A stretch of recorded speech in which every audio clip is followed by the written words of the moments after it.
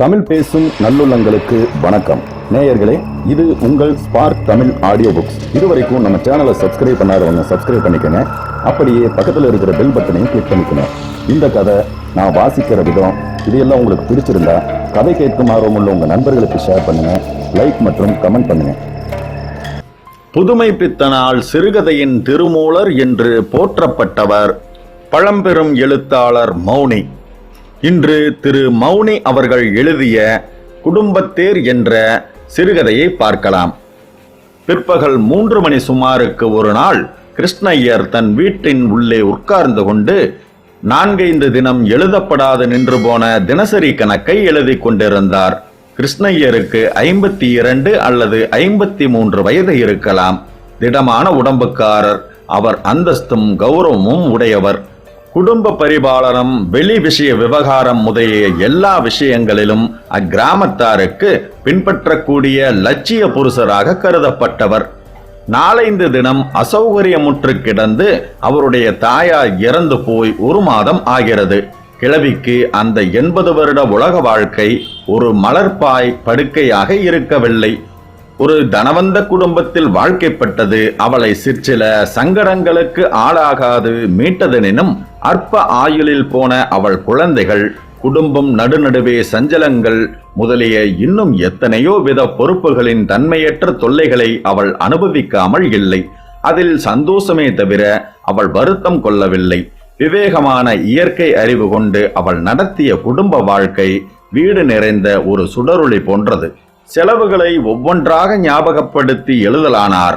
ஆட்களுக்கு கொடுத்தது, தண்ணிக்காக கொடுத்தது, தச்சன் கூலி, 3 நாள் முன்பு அமாவாசை தர்ப்பண தட்சணை, சுவாமி புறப்பாட்டிற்கான ஊர் வீதாச்சாரம் எல்லாம் எழுதியாகிவிட்டது. அப்படியும் 3 காலனா குறைந்தது. செலவு தெரியவில்லை. வழக்கமாக எழுதி பழக்கப்பட்ட கை அம்மா பற்று 0.3.3 என்று எழுதி கணக்கை சரி கட்டிவிட்டது. அதை கிருஷ்ணய்யர் பார்த்தார்.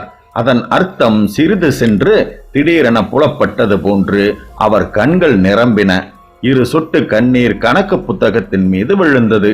அறியாமல் விரலால் துடைத்த போது அம்மா பற்று 0.3.3 என்ற வரி நன்கு காயாததால் மெழுகி கரைப்பட்டது. அது அவர் வழக்கம். சிறிது தொகை கணக்கிற்கு அகப்படாவிட்டால் தலையை சொரிந்தும் பேனாமுனையை மூக்கு நுனியில் அழுத்தியும் என்ன ஞாபகப்படுத்தியும் செலவு தெரியாவிட்டால் அம்மா பற்று என்று குறைந்த தொகையை எழுதி முடித்து விடுவது அவர் வழக்கம். கதவை இழுத்து பூட்டிக் கொண்டு 2 தரம் நன்றாக பூட்டப்பட்டதா என்று கதவை தள்ளி பார்த்துவிட்டு கூடத்து ஊஞ்சலில் வந்து உட்காருவார். திருப்பத்தாழ்வார சந்தன கல்லடியில் குருட்டு யோசனைகள் செய்து கொண்டு அவர் தாயார் படுத்திருப்பாள். மனைவி உள்ளிருந்து காப்பி கொண்டு வந்து வைத்துவிட்டு போனவுடன் காப்பியை அருந்தி வெற்றிலை போட்டுக்கொண்டே, அம்மா, இன்னைக்கு உன் பற்று அணா என்று சொல்லுவார். உள்ளே இருந்து அவர் மனைவியின் சிரிப்பு சத்தம் கேட்கும். அவர் தாயாருக்கோவெனின் சமீப சில வருஷங்களாக காது கொஞ்சம் மந்தமாகிவிட்டது. ஆனாலும் இவர் சொல்வது அவளுக்கு கேட்கும். ஆமாம், எனக்குத்தான் காக்கை புத்தி, வைத்தது மறந்துவிடும். உனக்கு அவ்வப்போது செலவு குறித்து கொண்டால்தானே. நான் இருக்கிறேன், என் தலையை உருட்ட, என் தலையில் போட. அப்புறம் வயது ஆகியும் குடும்ப பொறுப்பு என்று அவள் சொல்லி முடிப்பாள். கிருஷ்ணய்யருக்கு சாந்த சுபாவம்தான். இருந்தாலும் தன் தாயார் சொல்லும் போது சிற்சில சமயம் கடிந்து பேசி விடுவார். ஆமாம், பிரமாதம், குடிமூழ்கி போய்விட்டது, அடித்துக் கொள்ளுகிறாயோ என்பார். எல்லாம் இருந்தா தாண்டா, எப்படியாவது போயேன், என் காதிலே போட்டால் தானே நான் சொல்லும்படியாகிறது என்று சொல்லும் போதே அவளுக்கு வருத்தத்தில் அழுகை வந்துவிடும். சிறிது சென்ற பின் பழையபடி தாயாரும் பிள்ளையும் பேசிக்கொள்வதை பார்க்கும்போது இவருடைய குதூகல குடும்ப பேச்சுக்கள். ஆம், அம்மா பற்று 3 காலனாதான். அதிலே மேஜையின் மீது நோட்டு விரிக்கப்பட்டு வெறிக்க பார்க்கிறது. அவர் கண்ணீர் நின்று விட்டாலும் மனது மட்டும் உள்ளே உருகி கொண்டிருந்தது. குடும்ப வீட்டின் தாய்ச்சுவர் இடிந்து கரைந்ததைக் கண்டார். அதற்கு பிரதியாக தன்னால் தாங்கி நிற்க முடியுமா என்ற எண்ணத்தில் தன் முழு பலவீனத்தையும் உணர்ந்தார். குடும்ப விவகாரங்களை அடுத்த தலைமுறைக்கு விட்டுவிட்டு தன் தாயார் வகித்த ஸ்தானத்தை ஏற்றுக்கொள்ள சமயம் இன்னும் வரவில்லையே என்பதை எண்ணினார். அவருடைய பெரிய பையன் படித்துவிட்டு உத்தியோக வேட்டையில் தான் கண்ணும் கருத்துமாக இருக்கிறான். மற்றவர்கள் இன்னும் சிறுவர்கள்தான். தன் மனைவியோவெனில் சுத்த அசடுதானே. திடீரென எழுந்து உள்ளே காப்பி சாப்பிடச் சென்றார். வீடே வெறிச்சென்று தோன்றியது. மனைவி காப்பி வைத்து விட்டு போனதும் ஏதோ சொப்பன உலகில் ஊமையாக நடப்பது போன்றுதான் தோன்றியது. சந்தன கல்லடி காலியாக இருந்தது. காப்பி குடித்துவிட்டு வெற்றிலை போட்டுக் கொண்டிருந்தார். அவர் மனைவி பாத்திரங்களை எடுத்து போக வந்தபோது எதிரே எங்கேயோ ஆகாயத்தை பார்ப்பது போல உட்கார்ந்திருந்தார். சிம்னி இல்லாத தொங்கிக் கொண்டிருந்தது கூடத்தில் பவர் லைட். 3 நாளாச்சு கிளாஸ் உடைந்து. சொன்னால் மறந்து விடுகிறீர்களே என்று பாத்திரங்களை கையில் எடுத்து கொண்டு அவர் மனைவி உள்ளே போக ஆயத்தப்பட்டவள் அவர் எதையோ உற்று நோக்கிக் கொண்டிருப்பதை பார்த்துவிட்டு சொன்னாள். 3 நாளாய் அவள் சொல்லியதும் மறக்கும்படியாக தான் இருந்தது. கிருஷ்ணய்யருக்கு அவள் சொன்னது போலவே இல்லை. தன் தாயார் சொல்லியிருந்தால், தான் மறந்திருந்தாள். அவர் மனது என்னவெல்லாமோ யோசித்தது. 4 வருடங்களுக்கு முன்னால் ஊரார் கூடி பெருமாள் கோவில் ஏகாதசி இரவு பஜனை செய்ய எண்ணினார்கள். அது விட்டு விட்டு தூங்கும் பக்தி சிரத்தையின் ஒருவித திடீர் ஆரம்பம். இவர் வீட்டு பவர் லைட் இரவல் போயிற்று. அது அவர் தாயாருக்கு தெரியாது. அன்று இரவு அவர் சாப்பிடும் போது தூணடியில் அவர் தாயார் உட்கார்ந்து பலகாரம் செய்து கொண்டு இருந்தாள். கிருஷ்ணய்யரின் மனதுள்ளே ஏதோ சொல்ல வேண்டிய ஒரு விஷயம் வெளிச்சொல்லாது அடக்கப்பட்டதினால் ஏற்பட்ட ஒரு வேகம். அவர் அறியாமல் சொன்னவர் போன்று, அம்மா, கோவிலுக்கு பவர் லைட் என்று ஆரம்பித்தவர் சொல்லி முடிக்கவில்லை. அவர் தாயார் சொன்னாள், எதையும் இரவல் கொடுத்து விடு. ஏன் வாங்கணும்? தொலைக்கத்தானே. அப்போது அவருக்கு சிறிது கோபம்தான். இருந்தாலும் அவள் சொன்னதில் என்ன தவறு இருக்கிறது என்பதில் சந்தேகம். அவளிடம் ஏன் சொல்ல வேண்டும்? சொன்னால்தானே அவள் சொல்வதற்கு காரணமாகிறது. அது ஒரு வினோத விஷயம்தான். தாயாருக்கு தெரியப்படுத்துவது என்பது எதில்தான் என்ன பிசகு? தன் தாயாருக்கு தெரியாது, தெரியப்படுத்தாது இருந்தால். ஆனால் அவ்வகையில் தான் குடும்பம் நடத்தினால் நாசகாலம்தான். அவருக்கு தன் குடும்பத்தில் தன் தாயார் வகிக்கும் பொறுப்பு தெரியும். அவள் சொல்வதில் என்ன பிசகு என்பதைத்தான் உணர்ந்தார். பேசாது இருந்து விட்டார். மறுநாள் விளக்கு வந்தபோது கிளாஸ் உடைந்து இருந்தது. தம்புராவை நிமிர்த்தி சுருதி கூட்டிய போது அது விளக்கை தட்டியதினால் சிம்னி விரிந்து விட்டது. அந்த விஷயமும் தன் தாயாருக்கு சொன்னார். அவருடைய மனதை அறிந்தவள் போன்றே ஆறுதலாக, போகிறது, அல்ப விஷயம், சுவாமி காரியம், ஒன்று வாங்கி வந்துவிடு சாயங்காலம் என்றாள். அந்த சிம்னிதான் இதுவரையில் இருந்து வந்தது. எதிரே அந்த சிம்னி இல்லா விளக்கும் தன் தாயார் நினைவை ஊட்டிக் கொண்டிருந்ததை அவர் பார்த்தார். கதவை உள்ளே சாத்தாது வந்தது ஞாபகம் வந்தது. எழுந்து உள்ளே சென்று சிறிது உட்கார்ந்து இருந்தார். கணக்கு புஸ்தகம் மூடி மேஜை அறையில் வைக்கப்பட்டது. நாற்காலியில் உட்கார்ந்து இருந்தார் கிருஷ்ணய்யர். மாட்டுக்கார பையன் மாடுகளை வீட்டு வாயில் வழியாக உள்ளே அடித்துவிட்டு, அம்மா, மாட்டை கட்டுங்கோ என்று கூவிவிட்டு போய்விட்டான். மேல்காற்று வாயிலில் புழுதியை தூற்றிக் கொண்டிருந்தது. உள்ளே வைக்கப்பட்டிருந்த விரைக்கோட்டை அந்துகள் அவர் முகத்தில் மொய்த்தன. அவருக்கு எதுவும் தெரியவில்லை. ஜன்னல் கதவு காற்றில் தடால் என்று அடித்துக் கொண்டது. மேல்காற்று நாளில் தன் தாயார் சொல்வது ஞாபகம் வந்தது. உடம்பு வழி எடுக்கும், ரேலியிலேயே படுத்துக்கொள். அவர் எங்கே படுத்துக் கொண்டாலும் அதை பற்றி அவளுக்கு தெரியாது.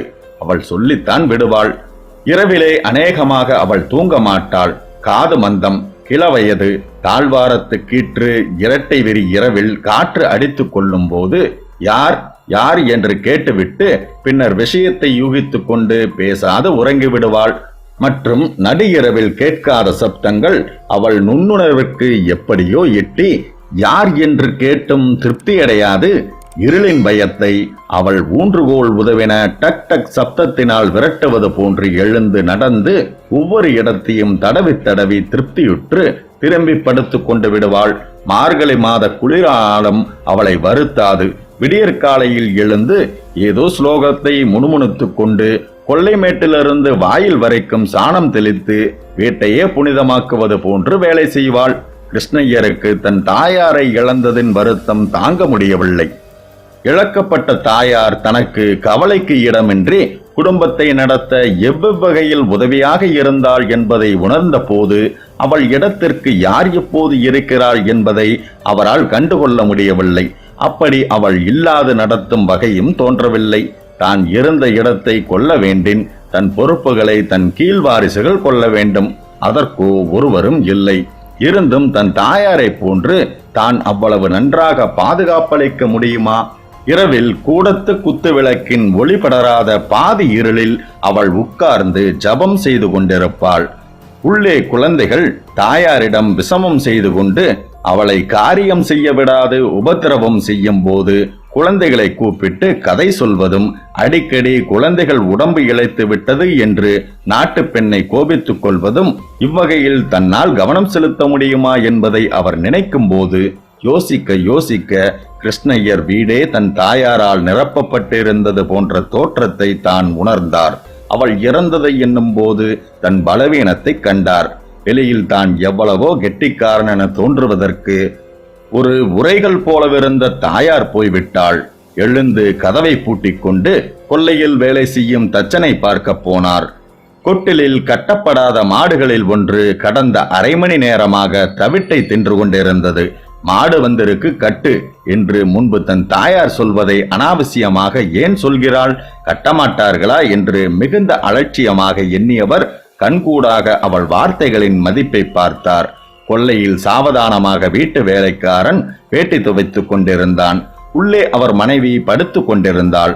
மாடுகளை கட்டிவிட்டு கொல்லையில் சென்ற போது தச்சன் வேலை செய்யாது வெற்றிலை போட்டுக்கொண்டு சும்மா உட்கார்ந்து கொண்டிருந்தான். அவனை கடிந்து வாயிற் பக்கம் பார்த்து கொண்டே அங்கு உட்கார்ந்தார். கொல்லையில் வேலையை கவனிக்கும் போதும் வாயிற் பக்கத்தில் கவனிப்பு கொள்ள வேண்டியிருக்கிறது. எவ்வளவு சமாதானத்தோடு முன்பு வீட்டை விட்டு வெளியே போக முடியும் என்பதையும், வருகிறவர்கள் போகிறவர்களுக்கு எவ்வளவு சரியானபடி தன் தாயார் ஜவாபு சொல்லுவாள் என்பதையும் நினைத்து கொண்டார். அந்த கர்நாடகம் என்று அவளை அடிக்கடி இவர் சொல்வதுண்டு. ஆனால் அப்படியல்ல. நாகரிகத்தையும் நாகரிகத்தில் ஜனங்கள் முன்னேற்றத்தையும் அவள் கண்டுகொள்ளாமல் இல்லை. கண்டுகொள்ள அவைகளை பயன்படுத்தும் வகையில்தான் வித்தியாசம். சூன்ய மூலையில் அழகற்று மிருக வேகத்தில் தாக்குவது போன்று நவநாகரிகம் அவளிடம் தன் சக்தியை காட்ட முடியாது. எத்தனையோ தலைமுறையாக பாடுபட்டு காப்பாற்றி வரப்பட்ட மிருதுவாக உறைந்த குடும்ப லட்சியங்கள் உருக்கொண்டவள் போன்றவள் தான் அவள். வெற்று வெளியிலும் தாழ்ந்த இடத்திலும் பாய்வது போலவன்றி தனிவு பெற்ற அழகுபட அமைதியுடன் தான் நாகரிகம் அவளிடம் இசைவு கொள்ளும். திடீரென்று தோன்றும் பச்சை எண்ணங்களையும் பழக்க வழக்கங்களையும் பதனிடாமல் ஏற்று வழங்குவது முடியுமோ குடும்பங்களினால்? அவளை விட புது காலத்தில் முன்னேற்றத்தின் உயர் அம்சங்களை உணர்ந்தவர்கள் இல்லை. வெகு நாட்கள் முன்பே வீட்டில் மணியடிக்கும் கடியாரம் அவள் தூண்டுகோலின் பேரிலே வாங்கப்பட்டது. அதனால் அவளுக்கு கொஞ்சமும் பிரயோஜனமில்லை. பகலில் முற்றத்தில் விழும் நிழல்தான் அவளுக்கு கால அளவு. இரவில் என்றால் அவளுக்கு நட்சத்திரம் பார்க்க தெரியும். அருணோதயத்திற்கு இன்னும் எவ்வளவு நாளிகை இருக்கிறது என்று அவளால் தெரிந்து கொள்ள முடியும். வாங்கிய பின் அநேகர் மணி பார்க்க வருவதுண்டு.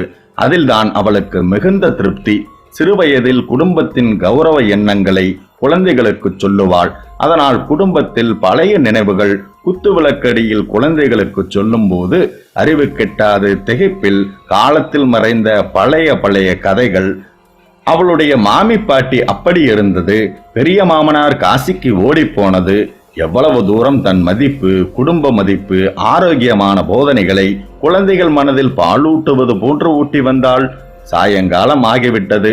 கொல்லை கதவுகளை பூட்டிக் கொண்டு வாயிற் பக்கம் வந்தார். இப்போது அவருடைய தூரத்து உறவுக்காரர் ஒருவர் அவர் தாயார் இறந்த துக்கம் விசாரிக்க வந்தார். அவரோடு பேசும்போதே கிருஷ்ணய்யருக்கு துக்கம் தொண்டையை அடைத்து விட்டது. வந்தவருக்கு இது வியப்பாகத்தான் இருந்தது. என்னடா கிருஷ்ணா, பச்சை குழந்தையை போல் அம்மாவை நினைத்து கொண்டு அழுகிறாய், உன்னுடைய திடசித்தம் எல்லாம் எங்கே என்றார் அவர். ஆனால் கிருஷ்ணய்யருக்கல்லவா தன்னுடைய அவ்வளவு வெளியுலக பெருமைகளுக்கும் காரணம் மறைமுகமாக வீட்டினுள் இருந்த தன் அம்மா என்று தெரியும். அவர் போன பின் என்ன நினைத்தாரோ என்று ஒரு பெருமூச்செறிந்தார் கிருஷ்ணய்யர். அவர் துக்கமெல்லாம் சிறு ஒரு குழந்தை போல் தன் தாயாரை நினைத்தது. மனது ஒரு நிதானமின்றி அலைமோதியது. அவருடைய குடும்ப பொறுப்பை காப்பாற்றி பின் வருபவர்களிடம் ஒப்படைக்க தன்னிடம் கொடுக்கப்பட்ட ஒரு உன்னத லட்சியம். குடும்பம் என்பது சமூகத்தில் எவ்வளவு அடிப்படையான அஸ்திவாரம் என்பது அவருக்கு தெரியும். எவ்வளவு நாகரிக முற்போக்கு எண்ணங்களிலும் கட்டுக்கடங்கி உணர முடியாது எட்டிச் செல்வது போன்ற குடும்ப வாழ்க்கை என்பது எவ்வளவு தூரம் தன் தாயாருடன் லயித்து இருந்தது என்பதை எண்ணி துக்கமடைந்தார். உலகம் சீர்கெட்டு சிதைவுபடுவதின் காரணம் குடும்ப வாழ்க்கையில் சமாதானமற்று இருப்பதுதான் என்பதை ஸ்பஷ்டமாக அறிந்தார். குடும்பத்தினர் ஒவ்வொருவரிடமும் அதன் பொறுப்பு அடைபட்டு கிடக்கவில்லை. ஒருவர் ஏற்கும்படியான அவ்வளவு லேசானதல்ல. எல்லோரிடமும் அது இருப்பது முடியாது. அப்போது அது குடும்ப பொறுப்பாகாது. சீர்கெட்ட தன் தலையாட்டம் பொறுப்பை வகிக்கும் அவர் பொறுப்பாளியின்றி எல்லாம் தாயார். தாயாரிடம் சொல்லி சொல்லு கேட்டுத்தான் அவர் குடும்பத் தலைவரானார். ஒரு விசித்திரமான எந்திரம்தான் குடும்பம் என்பது. மாலை நேரம் சிறிது சிறிதாக இருட்டிவிட்டது. கிருஷ்ணய்யர் வாய்க்கால் சென்று சந்தி ஜபம் முடித்து கொண்டு விட்டு வீட்டிற்கு வந்தார். திண்ணை சாய்மனையில் எதிர்த்தூணில் காலை உதைத்து கொண்டு சாய்ந்து படுத்திருந்தார். வாய் ஏதோ மந்திர ஜபம் செய்து கொண்டிருந்தாலும் மனது என்னவெல்லாமோ புரியாத வகையில் முணுமுணுத்துக் கொண்டிருந்தது. தலைக்கு மேலே மாடத்தில் ஒரு சிறு விளக்கு லட்சுமிகளை விசிப்பி பிரகாசித்தது. வெகு நேரம் அப்படியே சாய்ந்து கொண்டிருந்தார். உள்ளிருந்து வந்து தன் மனைவி விளக்கை எடுத்துச் சென்றதும் அவருக்கு தெரியாது. அவர் கடைசி குழந்தை. அப்பா, நாளிகையாச்சு, சாப்பிடவா என்று கூப்பிட்டதால் திடுக்கிட்டு எழுந்தார். வீதியில் சென்று அங்கிருந்தே பெருமாளை தரிசித்துவிட்டு கதவை தாளிட்டு உள்ளே சென்றார். மனதில் ஒரு பெரிய பளுத்தொல்லை நீங்கினதான ஒரு உணர்ச்சி, பலங்கொண்டதான ஒரு எண்ணம். எதிர்கால வாழ்வு மிகவும் லேசாக தோன்றியது. ஒரு அளவற்ற ஆனந்தம். புரியாத வகையில் அவர் மனது குடும்பம் ஒரு விசித்திர எந்திரம். பழுதுபட்டு போன ஒரு பாகத்தினால் அது நிற்பதில்லை. அதற்கு பிரதி மறுபாகம் தானாகவே உண்டாகிவிடும் என்று என்னவெல்லாமோ எண்ணியது. முற்றும். இது 1936 எழுதின கதை. எனக்கே படிக்கிறதுக்கு ரொம்ப சிரமமாக தான் இருந்தது. இருந்தாலும் நம்ம இதை பற்றி பேசுவோம் அப்படிங்கிறதுக்காக தான் படிச்சிருக்கேன். அன்பிற்கினிய நேயர்களே, உங்களுக்கு இந்த கதை பிடிச்சிருந்ததா? என்னோட குரல் மற்றும் கதை சொன்ன விதம் எப்படி இருந்ததுன்னு உங்களோட கருத்துக்களை தவறாம கமெண்ட் பாக்ஸ்ல கமெண்ட் பண்ணுங்க. மறக்காம ஒரு லைக்கும் தட்டி விடுங்க.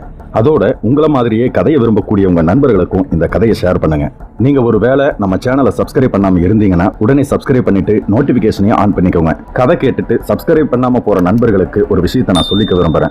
ஒவ்வொரு ஆடியோ புக்கு பின்னாடியும் பல மணி நேர உழைப்பு இருக்கு. அந்த உழைப்புக்கான அங்கீகாரம் தான் நீங்க நம்ம சேனலை சப்ஸ்கிரைப் பண்றதும் உங்க லைக், ஷேர்ஸ் மற்றும் கமெண்ட். இது மட்டும்தாங்க. இந்த விஷயங்களை நீங்க ஏத்துக்கிட்டீங்கன்னா கண்டிப்பா சப்ஸ்கிரைப் பண்ணுவீங்கன்னு நான் நினைக்கிறேன். ஓகே, மற்றும் இன்னொரு அருமையான கதையோட உங்களை நான் சந்திக்கிறேன். உங்களிடமிருந்து விடைபெறுவது உங்கள் கார்த்திகேயன்.